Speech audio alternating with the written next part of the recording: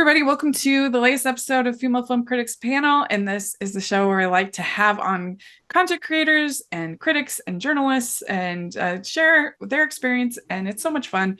And today I have a friend with me, one of the journalists who covers Hallmark. And so I've gotten to know her over the years as the founder of Hallmarky's podcast.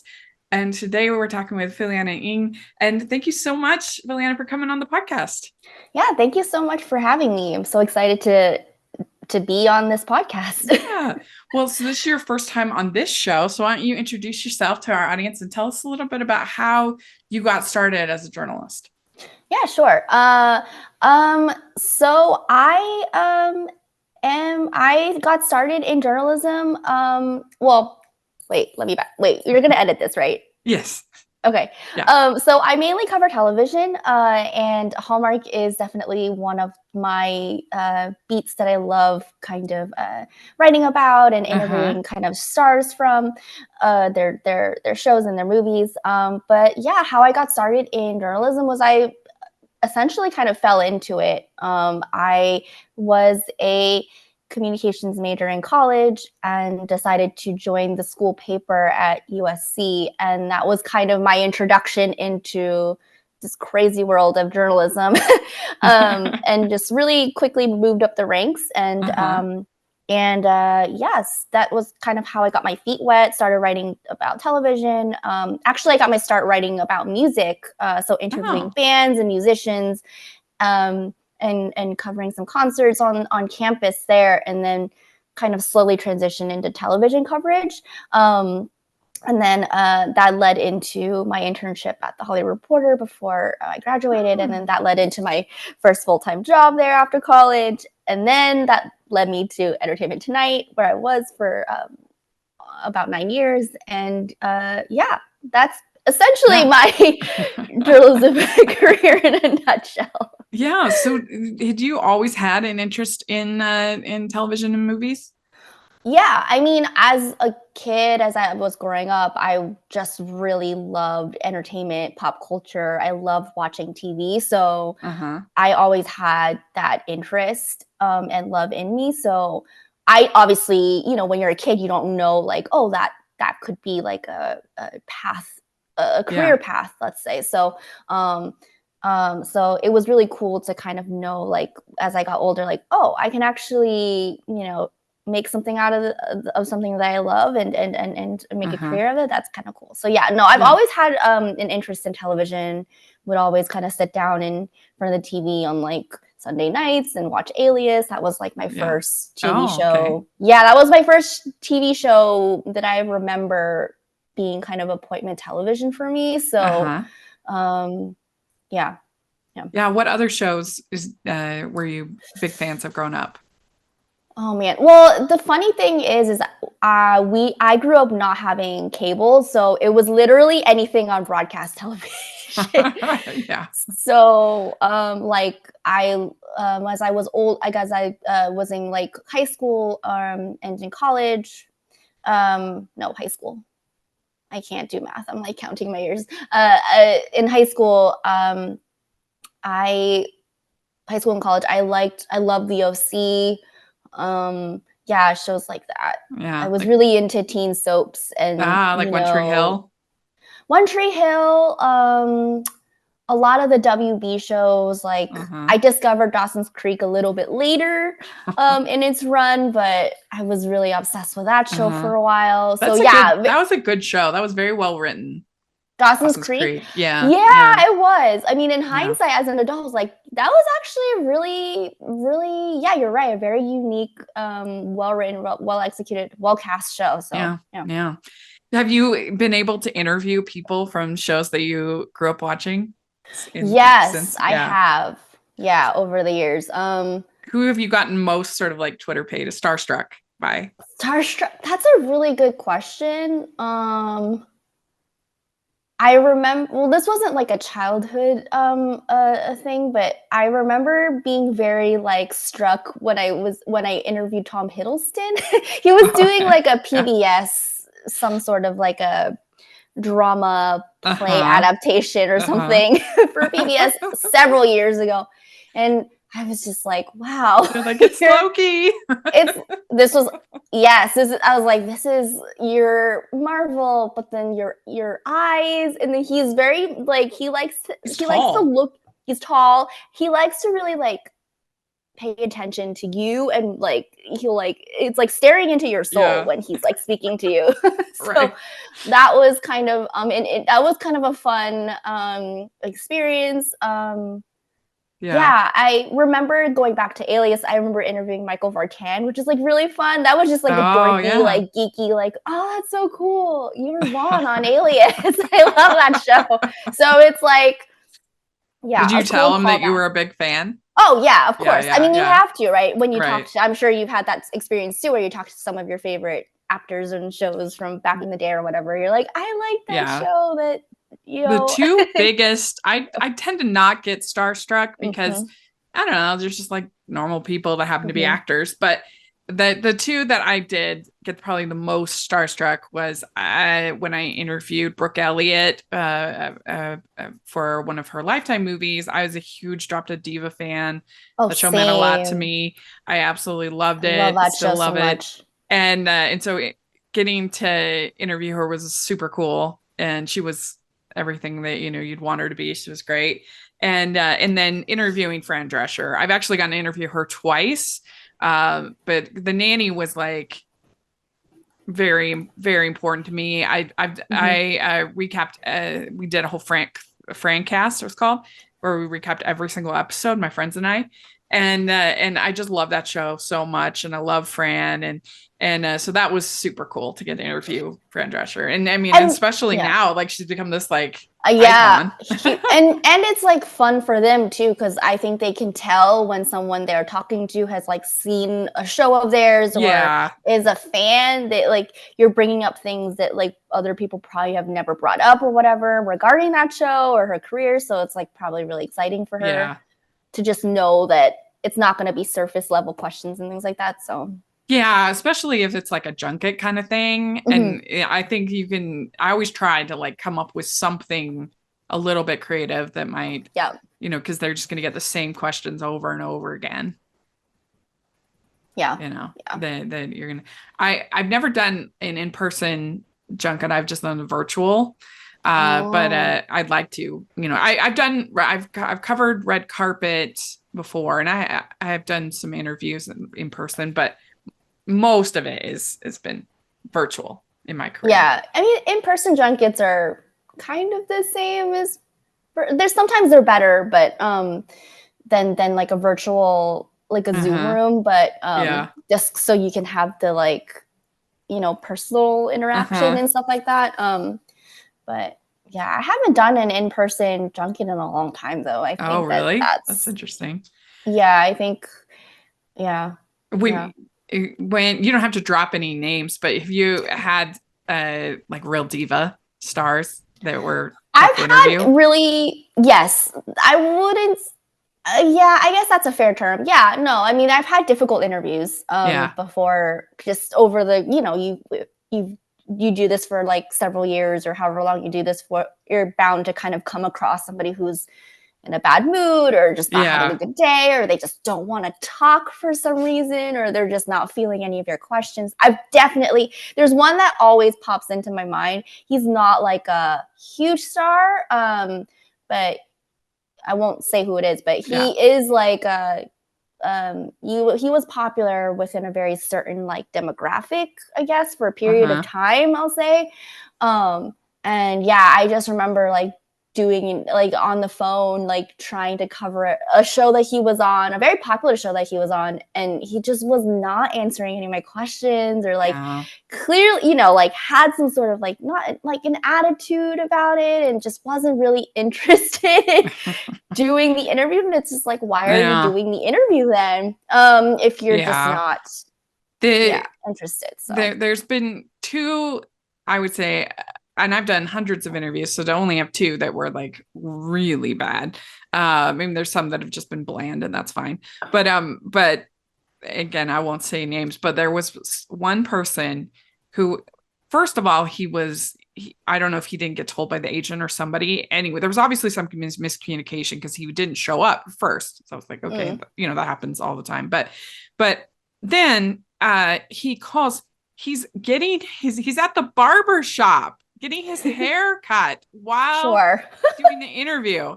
And so you could hear the razor, going off and then sound, and obviously, and I had like decent questions, and he just had nothing answers at all. And it was just kind of like, you should have just canceled. Like, this is, or rescheduled or something. Like he's too busy getting his haircut.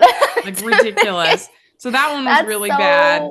And then there's another one where the actor, I had to cut out so much of the interview because he went on these like long diatribes about like because his wife was going to have a baby, and he went on this diatribe about natural childbirth, and that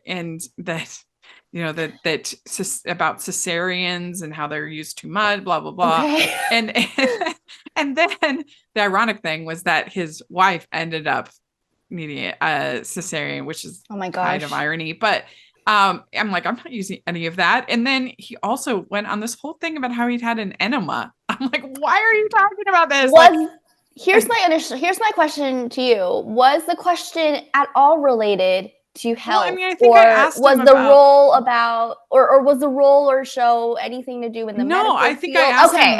I mean, I think it's on his own. No, I mean, I think it's natural to ask somebody about, oh, congrats on the baby, and and I think I. Oh yeah, of course. Said something like that, and then and then they led into this whole blah. Okay, got it. Yeah.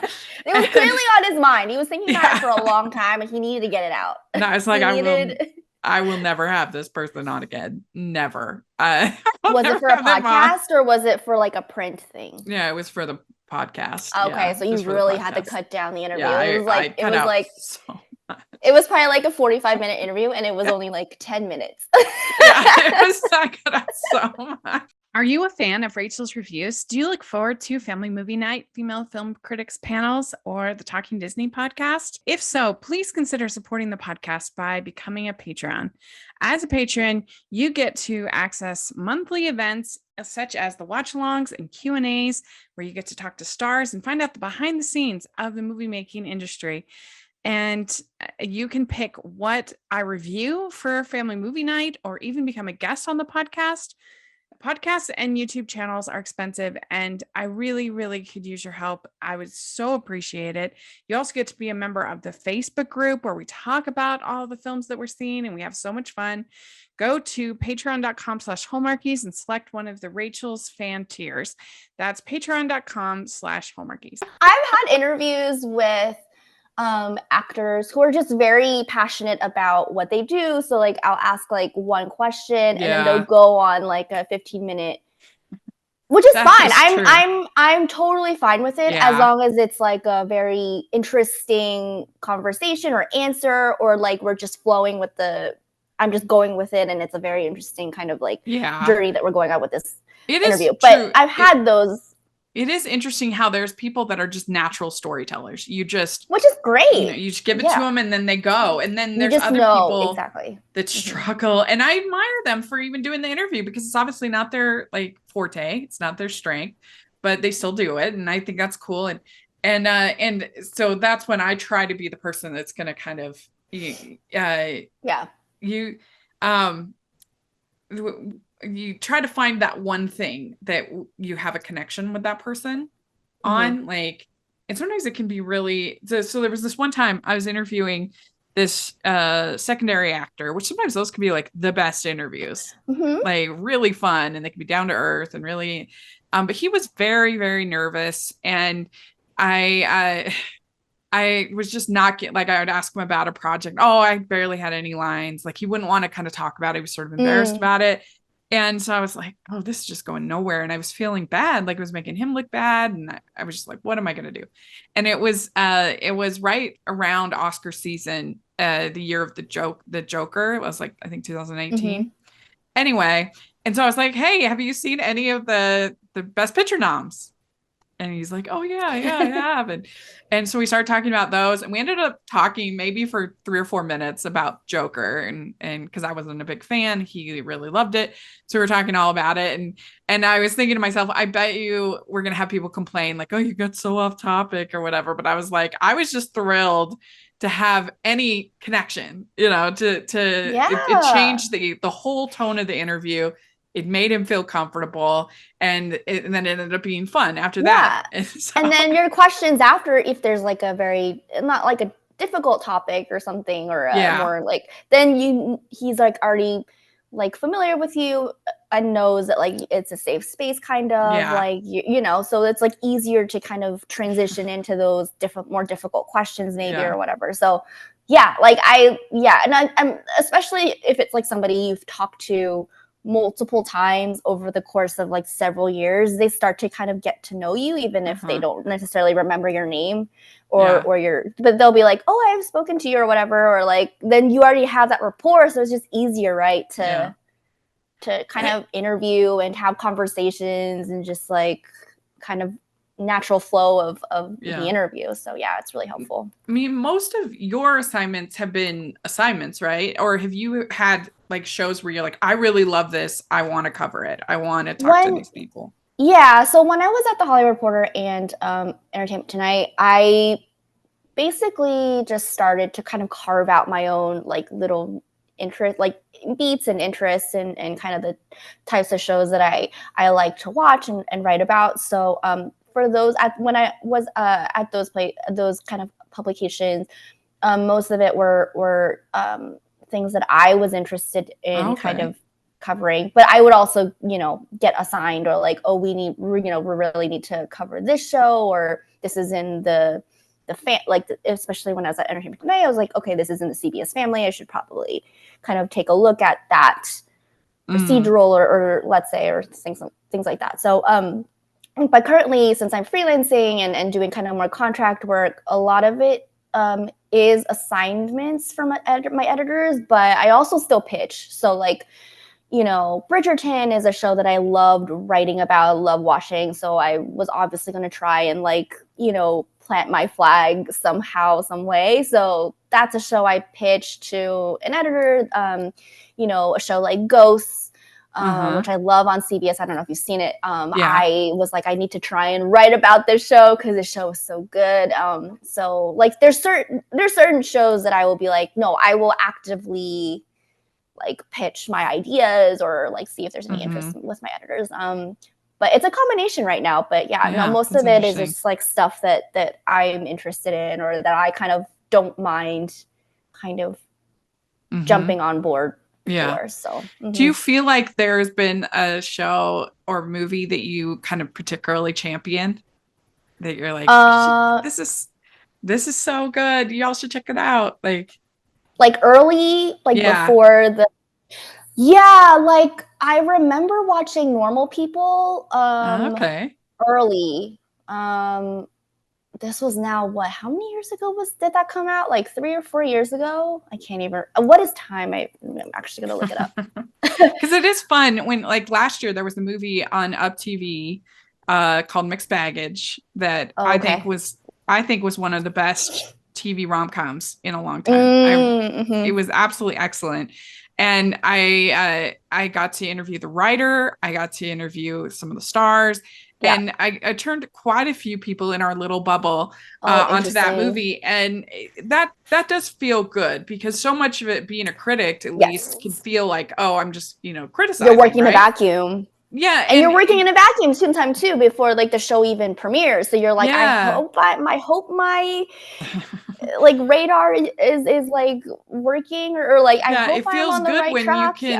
When you can, at least within your little sphere of influence, make some kind of difference. Yes. So I just looked it up. So Normal People was a show that I remember like watching very early and thinking like, oh, this is a very good show. And this was obviously like Paul Mescal and Daisy Edgar-Jones before they became like the big stars that they are now. And I really like championed that show with, I was at Entertainment Tonight at that time, and I was like, this is a really good show. Like, something about those two lead actors, like I just feel like there's something there. Like they're going to be I didn't know that they would be this big, but I was like, there's something there, like they will have careers after this. Yeah. Because I think they were both like they were just starting out. Like they were just kind of cracking that Hollywood, they're just trying to kind of break into Hollywood for a bit. So yeah, that show I remember really like championing early, and then that became a whole like pop cultural thing at that time. I remember the new High School Musical series being a little bit, this was like pre-season 1 on Disney Plus, being like really interested in kind of championing that and trying to get people to kind of really take it seriously, because people at that point were just like, oh, it's High School Musical, it's not, it's just, is it going to be good? And I was like, oh no, it's really good. And that kind of Olivia Rodrigo kind of broke out from that show, right? Obviously. So yeah, I mean, it is hard to predict sometimes. Like you just don't know like if what you're thinking is going to be good is actually going to be received the same way by the general public. So there was a show called A to Z that was Oh, that was a long time ago. Oh, it was my ultimate heartbreak. That show was so good. I loved it so much, and I'm so grateful that I bought it at the time. I bought the season pass or whatever so that I have it forever, because it's lost to time. But you just we missed out. I always joke, I'm like, I'll never forgive America for letting that one go. That was such a great show. And the Trail of Tears. I feel like I watch a lot of shows that, or at least back in the day, like I really really championed or really became a fan of shows that just like didn't last very long. So I know that it'll break your heart. Yeah, it's like those like one and dones, like, oh, one season, oh, it didn't even last. Like, there was another show that I loved called Hindsight, which was so good. VH1. Great first season. It's about this girl who wakes up and all of a sudden she's back in the 90s on her wedding day. And so there's all these like winks to the 90s, which was when I was in school. So that was fun. But so it ends on this cliffhanger, the first season. And she's like, do I make the same decisions that I made? Which didn't end well. And so that's like an interesting thought experiment. But like, so they end on this cliffhanger. They had greenlit a season 2, but because the show was on VH1 and it was a scripted show, even though they were planning on doing a season 2, because they stopped doing scripted shows on VH1, it got canceled, even though it was a good show and had like a somewhat of a following. So that like especially sucks. I remember that moment specifically when they were like, just kidding. I know. Because I, like you, really love that show. Like it was so charming. Good. The cast was so great. I loved the main lead on that show. I thought she was amazing. Yeah, she was really good. It was just such a endearing show. Like it was such a good show. No, I love that show too. And that was actually a cancellation that I was really sad about. Me too. Just because there was so much potential, right? Oh, another cancellation, because we're now going on cancellations on a cancellation. It's High Fidelity on Hulu with Zoe Kravitz. I loved that show so much. And that was another one season show that just kind of died, and it really sucked, because that again was another show kind of similar in vein to Hindsight, but it didn't deal with like flashbacks or time travel or whatever. But it was music centric. It was, I don't know, I was just so invested in the relationships, and it was just so well done. Like every facet of that show was just perfect, and I was so sad that they didn't see the value in continuing that story, because they definitely had more story, and it just kind of died a slow death. And I'm just like, why are these decisions? There's so much content that it's so hard to make an impact, to get noticed. Like it's a weird thing because on one hand, you don't need the same audience that you used to need. Like we're just as a throwback, we're covering this show called Square Pegs, me and my friend Jax on the podcast, and this was 1982. It didn't get renewed. It had 24 million viewers in 1982. It's the context of that wasn't considered a hit in 1982. If you had 24 million viewers now, can you imagine? A massive hit. Like I now it's like that's like post Super Bowl numbers at this point. Like, it really is. Like I know. I have the same sort of conversations with people. I'm like, remember back when they canceled that one show on the WB? It had like 8 million viewers, and that was considered low ratings at the time. But now you're like, I would be kill to have that same like I think that something like Game of Thrones and Yellowstone, I think we're still getting those kind of numbers, 7, 8 million. Right. But even something like, I remember hearing the other day that Succession, which was seen as like a pretty big hit, they didn't. I don't think it ever got over 3 million. I think it's anything on like HBO or like those kind of prestige dramas, right? That outside of Game of Thrones and like House of the Dragon, I feel like those are like kind of the unicorns, right? Just think with how buzzy Succession was that it's just everyone it's like the noise, and you just feel like, oh, it's going to translate to like 15 million. It's like, no, it's HBO, so it's going to be, there's already like a ceiling for the viewers who do pay for that. So no, it's funny. I do agree. It does feel like there's like there's like the entire country or the world is talking about Succession, but it's actually the viewership is, in terms of like the measurement, is not as big as you would think. So. Even I was doing a review of the 1999 TV filming of Annie.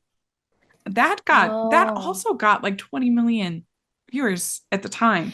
Yeah. Can you imagine if a TV movie like Hallmark is like clicking their heels if they get over 2 million? Like, yes, and 3 million is amazing. Like, well, which is really big. Like I think the Three Wise Men, I think it got over 3.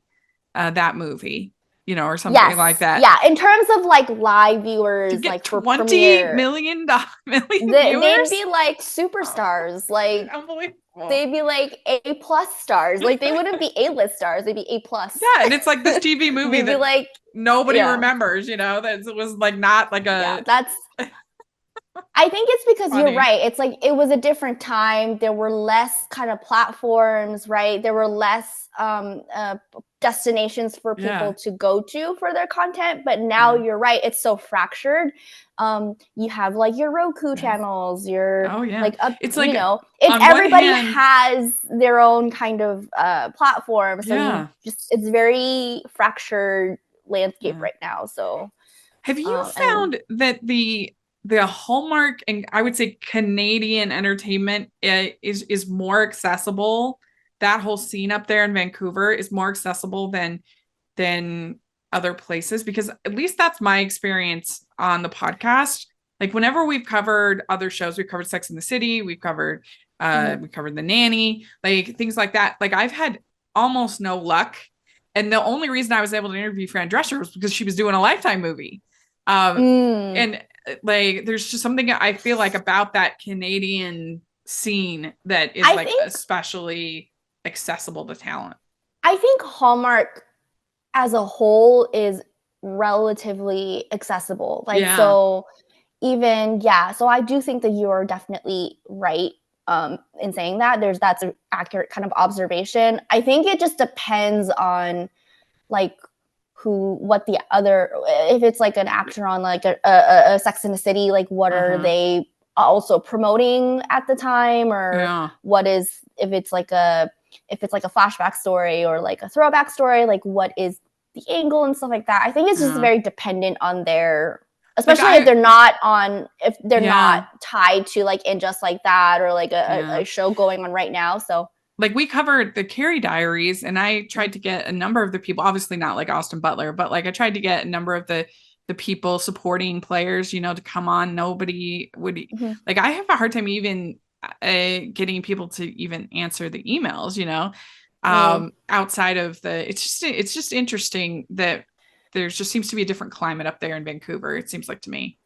I think it's just different. Like, it just Yeah. depends on like what they're doing, if they want to even kind of reflect or go back in time, or you know, some people might be too busy, or maybe they're not even acting anymore, or whatever it is. So I think but the Hallmark family, I feel like they're one of the, as from like a journalist standpoint or perspective, I would tell the Hallmark reps all this is I tell them this a lot, is that they're definitely, their talent, their execs, their the writers, the directors, and stuff like that.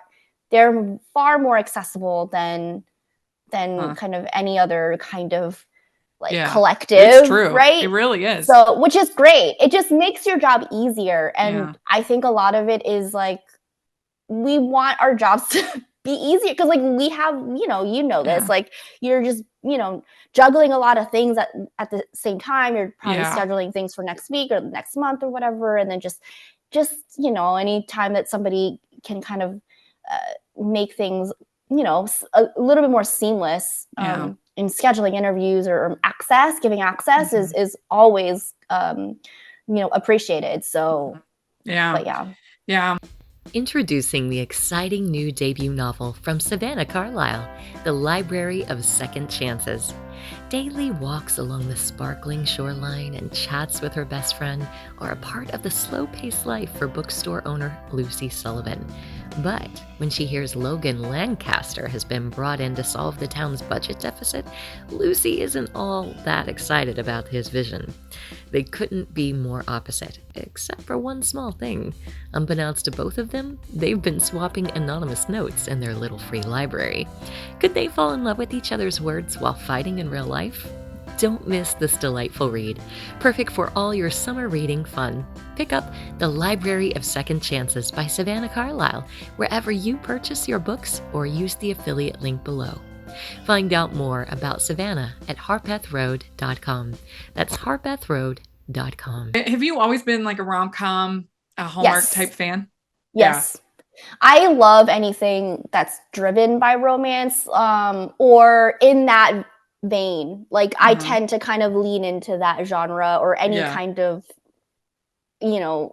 adjacent genres. It doesn't have to be romance or whatever. It's just anything in that kind of family. I really like. I just like really lighthearted, or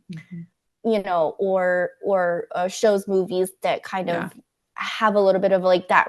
There's some sort of romance element in the story. Well, and it's so exciting because we're getting this like resurgence of the rom-com. Hopefully, the last 2 years we've seen it kind of getting a little bit stronger and building. And I mean, why do you think that because there's basically like 7 years where Crazy Rich Asians was the only major Hollywood rom-com blockbuster type, with a big budget. It was the only one for like 7 years.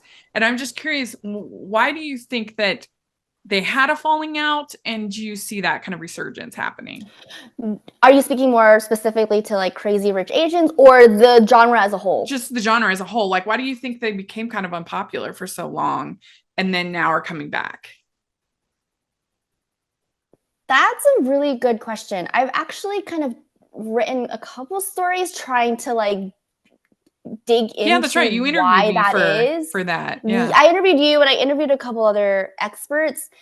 I think it's just Hollywood just started to, this was kind of amidst the kind of superhero like a Marvel, DC craze, right? And I think those medium-sized movies, which these rom-coms tended to be, right? Those mid-sized movies kind of fell by the wayside as a result of the studios really kind of putting all their money and investing all their time and energy in those big tentpoles. While now we're in this kind of superhero fatigue, there's like far less interest in those big blockbuster like superhero movies. Like, we've seen that happen in like the last just like couple years, right? There's literally there's barely any kind of superhero-y movies coming out in the movie theater. So I think that we're in this like transitional period where hopefully, and on the heels of Anyone But You and The Idea of You, which is going to be out soon. Yeah, like hopefully those kind of movies in the romance genre will. Yeah, we had The Lost City. We had Ticket to Paradise. Yes. We had Red, White, and The Royal Fall Blue. Guy, I guess you could also throw in there because definitely. That's in that same vein. And I've like just talking to several other people about this too, who know far more about movies than I do. One of them said that rom-coms definitely are kind of the new avenue into rom-coms. This is like, so just like the R-rated, like more, action driven. Yeah. There's always some sort of additional element or additional genre tied to like the romance in these kind of big budget movies, which is like a really interesting kind of evolution of romantic comedies. And I think The Fall Guy kind of falls into that too, because I mean, it's an action-driven kind of romance. So yeah, it's what I call a dual gender, meaning that it's got things that can appeal to guys and things that appeal to girls. And it's smart. I thought the movie was very disappointing personally, but like in its bones, that I know I'm a outlier on that one. But the thing that I think is that I think you're right, absolutely, about the tentpoles and about the superheroes. But I think that for about 7 years that Hollywood just stopped making entertainment for women. Well, I think and that's why Hallmark was so brilliant, because they came in and they said, okay, we're going to do it. Come here for all of your rom-coms, for all of your, your Christmas movies, your other things like that. And, and then Lifetime with the thrillers, come here for the thrillers. And it was just that nobody else, like Netflix ended up, kind of taking that banner as well. But for a while, like basically every single movie had to appeal to 17-year-old boys. And so that they've kind of forgot that, okay, we can have like a solid hit for women that just appeals to women. And even the rom-coms that we were getting for, again, that in the 2010s, most of them had like a masculine energy to, like something like a Trainwreck or, Forgetting Sarah Marshall or, something like that. And there's nothing wrong with those. It's just they just stopped making content for women. I think they also kind of transitioned. You're correct. I think a lot of because the studios were really investing a lot of their money in these bigger kind of $100 million, like $200 million movies, right? The superhero stuff, the big like action, like the Mission Impossibles and stuff like that. Right. I think a lot of those movies that would have been in the theaters too transitioned into streaming, which is, you're correct, like the Netflixes. I mean, but far less, like the output was far less, right, than in like the 90s or even like the early 2000s, right, where the rom-coms were still kind of, relatively healthy, like the early 2000s and stuff like that. So hopefully, you're right. I mean, I think that the people that I've spoken to, it seems like everyone's kind of cautiously optimistic about the path forward, especially for the romance genre, rom-coms in general. So hopefully we'll just see more, because I think women have spending power. Like women spend money. So I think that you definitely need to start catering to them. Or studios need to start catering to them for these kind of movies that have been kind of non-existent in the theaters. So fingers crossed. I think that you are a pretty big K-pop, K-drama fan. I am. Yes. So what do you think of that whole movement, that whole thing? I like, if I'm being honest with you, the only real kind of genre, I don't even know if it's fair to call it a genre, it just kind of exists, is I just really watch K-dramas a lot more regularly than any other kind of American Western TV show. I'm a huge fan. I'm a recent K-drama fan. I dabbled like a couple years ago, but I think last year was when I really started to really dig in and just like fall in love with Korean dramas and Korean shows. And same with K-pop. I was very I kind of really fell into it maybe like 4 or 5 years ago. I was a very casual fan before then. And then it was around like February 2020 where I was like, no, this is great. This is great. Yeah. But yes, K-dramas are amazing. Like there's a lot of it right now. But they're so accessible with Netflix, Disney Plus, Hulu. Why do you think that they have taken off where like some of the shows from other, countries haven't really taken off as much, like a telenovela or something like that? Like, why is it K-drama you think has captured the zeitgeist? I think it's a combination of a lot of factors. I think the popularity of like Korean culture has really kind of propped up K-dramas in general. I mean, Netflix is investing like $4 billion, I think, in just like original like co-productions and things like that over the course of like 4 years. So there's clearly like value that they see in Korean entertainment. And I also think that K-dramas, just creatively speaking, like narratively speaking, they're just creating some of the most original storytelling. Like their stories are just very interesting and very unique. And I think that there's something to be said about originality, which I think is, still kind of lacking in Hollywood. It's very hard to come across like original stories right now in Hollywood. I hope that changes. I think the tide is maybe shifting a little bit in that sense too. But I think in K-dramas, they're not afraid to break rules, and the stories are just very interesting, and they just they're kind of some shows kind of encompass a lot of different genres all in one.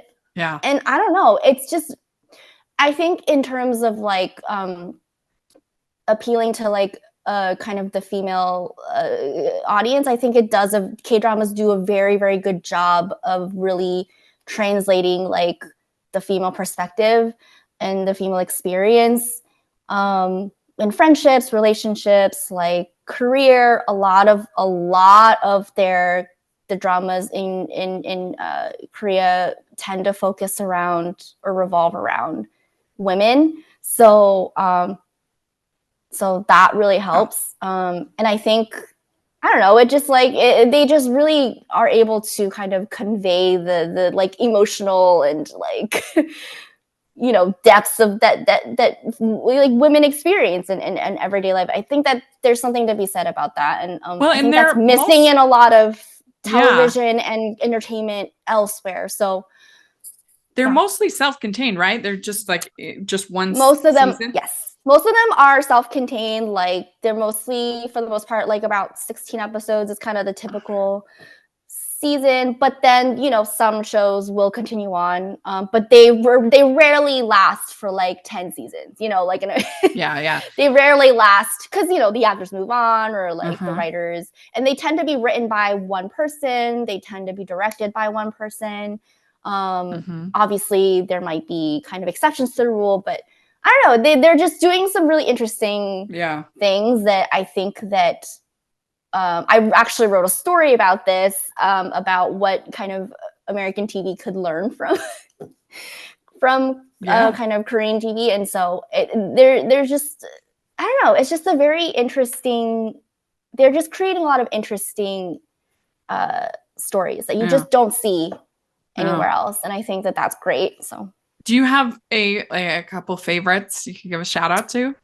Yes. Well, right now I'm still emotionally connected to Dr. Slump. I've tweeted about it. I've posted on my Instagram about this. The show has already ended, so it ended in March, but I'm so emotionally connected to the story and to like the characters that I need. I'm still on like trying to like,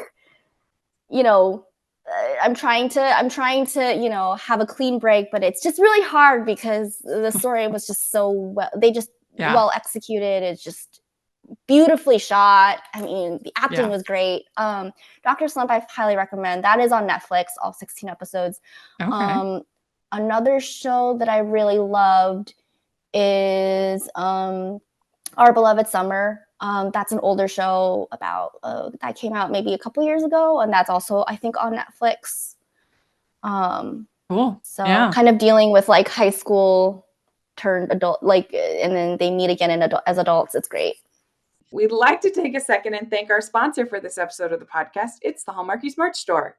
Are you looking for that perfect gift for the postable, hardy, or Hallmarky in your life? What about getting that t-shirt or hoodie that will help you stand out at your next holiday party? Now is the time to check out the Hallmarkies merch store. Full of festive designs by artists like Jessica Miller, Carrie from Hallmark Comics, and more. You can even have more than just shirts, but totes, cell phone cases, notebooks, mugs, and more. And it isn't just Hallmark. We have designs for Anna Green Gables, Man from Snowy River, The Nanny, and more. Every purchase at the merch store goes to help support the podcast and allows us to make the great content you know and love.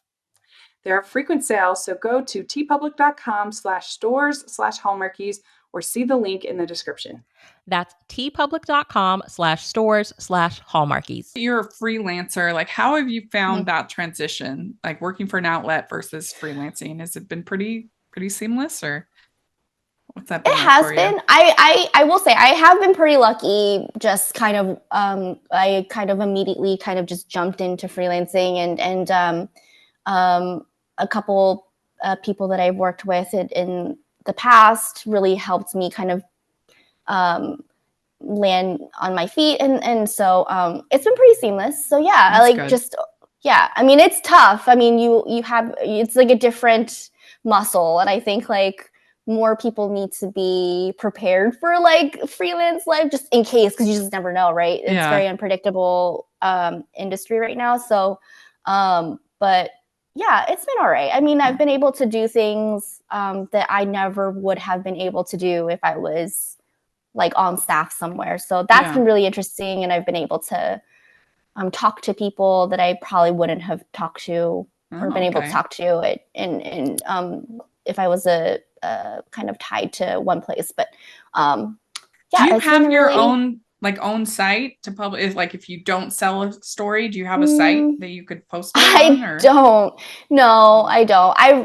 I've been thinking about like just, you know, starting like a newsletter. I know I have friends who have like their own podcasts on the side and their own newsletters and Substacks and stuff like that. So I have thought about doing that, but I think I'm so like busy just trying to like get all these assignments and projects completed that that's kind of on the well, that's a good problem to have too many things to write about. That's a good problem to have. I mean, what advice would you give to like aspiring journalists and critics and writers today? Oh, that's a good question. I think the industry has changed a lot, especially in the last couple of years. I think just really figuring out what your niche is, what your field of expertise is. I think being a jack of all trades might be helpful, but I think it's probably more beneficial to be an expert in one field, or if you have like a love or you're just really passionate about movies, just really kind of, you know, zeroing in on that kind of area and kind of really kind of establishing yourself there as a writer I think might be the smart way to go. So people know to like, oh, go to you. Like you know your stuff about rom-coms, you know your stuff about Hallmark, right? So like just kind of establishing your brand, I think, is very, very crucial right now, especially in a very unstable kind of industry right now. Hopefully it'll kind of right itself in a little bit, but I think like really figuring out your specialties or your fields is very, very crucial. That makes a lot of sense. That makes a lot of sense. Well, we like to end the interview with some fun, get to know you rapid fire questions. Okay. So, you ready? What is the best ice cream flavor? Oh my God. I'm going to be very my mind is just racing. I know you said rapid fire. I'm just gonna say my mind is okay. Ask me again. I was like, I had like 5 in my head, and I was like, no, that's not what. Just like that. Okay. You didn't want that. What is the best ice cream flavor? Salted caramel ribbons. With vanilla. Yeah. That sounds good. All right. What's your favorite color? Blue. Okay. What music are you into? Sorry, can you repeat that? It cut out. What music are you into? I like indie, singer-songwriter, and also K-pop. Good. Okay. What would be your go-to date night food? Oh my God. Like, again, I'm visualizing like a meal right now. I'm like,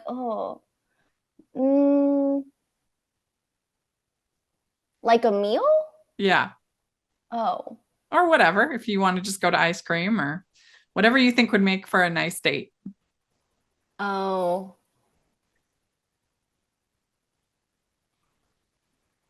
Like I usually say some kind of like steak or chicken because you don't want anything that's going to be too smelly or that will be too messy. I was like, I have like my mind's racing of like, oh my God, that would be really nice right now. Sushi like, is a good choice because it's very like dainty. Yes. Okay. Yes. Okay. Okay. You can ask me. I was like, I have like 5 or 6 different answers in my head. I'm like, this is a mess. So what would be your go-to date night food? A lot of people say pizza. I'll say pizza's a good one. I'm gonna go fancy and say steak. Yeah. I was like, that sounds really good. It's a good choice. It's you're not gonna get messy. It's full. You get, you feel yourself. Plus you're there with a spender. Exactly. So you want to, get a nice meal out of it. Yeah. All right. Well, what would be your go-to date night activity if you're going out doing something? What do you think is an ideal date? Ooh, you got your steak. What after that? You got your steak. I like going to a nice movie, or I really like walking. There's like, I actually really like, and I'm really into anything kind of centered around food. So like night markets, I feel like are really nice. Like like those like I don't know if you've been to a lot of those night markets, but they're really, really fun because you just like, it's just such a nice atmosphere and so like nice vibes. And I like anything that's centered around food at this point in my life. The 2 keys about the movie date, I've said it a million times. You want to do the movie before dinner. Yes. Because then you have something to talk about. I agree. At dinner. So that's first of all. Second of all, I don't think you should go to a rom-com on it. I mean, unless it's especially on like a first date. I think the perfect movie to go to on a first date is something that's like a little scary, like a thriller. I was just gonna say murdery scary, but like just a little scary. Not like an R-rated. Oh my God, I'm going to like pee my pants. Just like enough that you like kind of want to get close if you're feeling it. Just be like, like a little. This is like a Hallmark movie situation. I'm already seeing.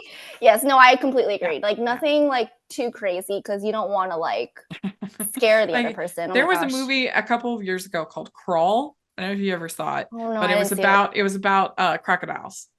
There were crocodiles in the house. So it was just like a little exciting, little fun with this like tense, and stuff. Like I think that Crawl would be the perfect date movie. Specifically Crawl, no other movie. Specifically Crawl. Yeah. I think Crawl would be the perfect date movie because it's not like too scary. Just Crawl, watch Crawl. Yeah, but it's just tense enough to be like, oh, Yeah.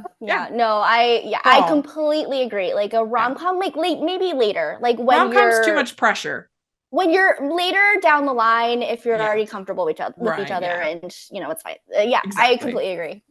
All right, which do you like better, dogs or cats? Dogs. Yeah. Which do you like better, beaches or mountains? Beaches. Yeah. Okay. I lived by the beach for 5 years, so jealous. I would, yeah. I love the beach. Yeah. What is your favorite holiday to celebrate? Oh, that's also a tough one. I'll say Christmas because there's just something about that holiday. Also Hallmark movies. So absolutely. So it's just like festive time of year. Yeah. It's hard to beat Christmas because it's like 3 months in the world of Hallmark, at least. Oh, you're like, it's 3 months long. So it's already, it's a quarter of the year is essentially Christmas. Yeah. Like once you hit October, you're like, it's Christmas time. Yeah. Well, last question is, what is your favorite Hallmark or romantic movie? Oh, that's so unfair. I actually thought you might say To All the Boys. Because I know that's a favorite I of was yours. thinking Hallmark. To All the Boys I've Loved Before is a fantastic rom-com, like a teen rom-com. So that is one of the like recent favorites. But in terms of Hallmark, it's tough. That's a tough one. Well, what's yours? If you had to pick one only, you can't, Well, I love, there's an older one called Trading Christmas that I love. That's a favorite. That was my go-to for a long time. I also love one called The Birthday Wish. That's a favorite with Jesse Schramm and Luke McFarlane. I love that one. That's probably my favorite non-Christmas one. I'm trying to think what else. I really love one called Christmas Pen Pals with Sarah Drew and Niall Mater. Oh, that's a favorite. I also love one called Christmas Perfection that's about that one I haven't heard of. Yeah, it's very silly, so it's not gonna be for everybody, but this girl, she gets trapped inside her mom's Irish Christmas village and everything is perfect and she thinks it's so great at first and then things I think it's very funny. So that one I love. Those are some of my favorites. Christmas Pen Pals is absolutely it's so good. Hallmark movies are hard for me to kind of single out with the favorite because some of them, a lot of them are very different. I love Snowden Christmas with Bethany Joy and Andrew Walker. That one's a favorite. Yeah, that one's pretty good. I really like because it was one of the earlier ones that really introduced me to Hallmark. Was another Andrew Walker one with Ariel Kebbel. Oh my gosh, A Bride for Christmas. A Bride for Christmas. That really introduced me into the Hallmark kind of world. It was one of the earlier Hallmark movies that I had seen, and I was like, oh, I really like what I'm seeing. I love the Signed, Sealed, Delivered, especially the Christmas movie. I think that might be my favorite from just Hallmark. That series is so strong, but especially that Christmas movie is so good. So I like Christmas Cottage. I think I kind of like underrated. Right? That one's underrated. And then non-Christmas. I mean, it's just so hard because there's so many every year. Yeah. So non-Christmas, I don't know. I like a lot of Tyler Hynes movies right now because he can have some good ones. His last bunch haven't been my favorite, but he definitely had some really good ones. It's Christmas Eve. I really like that. Christmas Eve with Leanne Rimes. I really liked his with Aaron Krakow. Yeah. It Was Always You or It's Always That was a big hit. Yes. That one I really enjoyed for non-Christmas, but it's just hard because it is. There's so many good ones. It's hard for me to pick because there's too many good ones. And honestly, they're all yes. You know what? There's one that it's an older one. It's the one with it's a Christmas one, I believe. It's the one with Sam Heughan and oh my gosh. Which one? What and Princess for Christmas? Oh yeah. He plays like royalty. It was like pre-Outlander. With Roger Moore. Roger Moore and Katie McGrath. Good. Like I liked it because it's not like I liked it because it was it was like, oh right. I think it was right before Outlander for him, and I just remember thinking. Do you watch Outlander? I did like That's so good. I did like early in its run. in Like the that run. first season was amazing, and I think the earlier Yeah. seasons I was really into Outlander, and then I have dropped off a little bit at the end here. So I know it's the Yeah. final season coming up. So I know. Well, they've had, so we had, and we still haven't gotten half of season 7. We've only gotten half of it. oh right, So yeah. So there's a season and a half, right? Yeah. Right. Yeah. Anyway. Well, very good. You did it. You answered all the questions. Yay! Sorry, I like paused. I was like, because I was like, my mind just like racing with like food items. I don't even know what to say. It's like, is it because I'm hungry? I don't know. Wow, it's been so fun to get to know you better and Yeah. to chat, and so definitely keep in touch. And I'm excited to see what your coverage is this next little bit. And so, if people want to follow you on socials and all that stuff, how do they do that? I am on Instagram. My Instagram handle is Philiana1, so Philiana, and then the number 1. Or you can follow me on X, or I guess formerly I just Twitter. say Twitter. I refuse. Okay, Twitter. And my handle there is Inside the Tube. So great. Well, very good. Thanks so much for doing this. We really appreciate it. Thanks for having me. And and so let us know if you're listening what you think of all the things we talked about. We want to hear in the comments or on Twitter, and you can check out the playlist of all the Female Film Critics Panels episodes. This is number 54, if you can believe it. I started it during the pandemic, and just as a way to connect, with fellow female critics and writers. And so it's been super fun. And so, yeah, definitely check out all of those episodes. And you can find me at Rachel's Reviews, all of our social media, iTunes, YouTube, and on Rotten Tomatoes. And of course, check out the Hallmarkies podcast for all things Hallmark, rom-com, and holiday over there. And if you are listening on iTunes, please leave your ratings and reviews. Appreciate that so much. And if you're watching on YouTube, please give the video a thumbs up and subscribe to the channel. We appreciate that so much. Also have the Patreon group and merch store.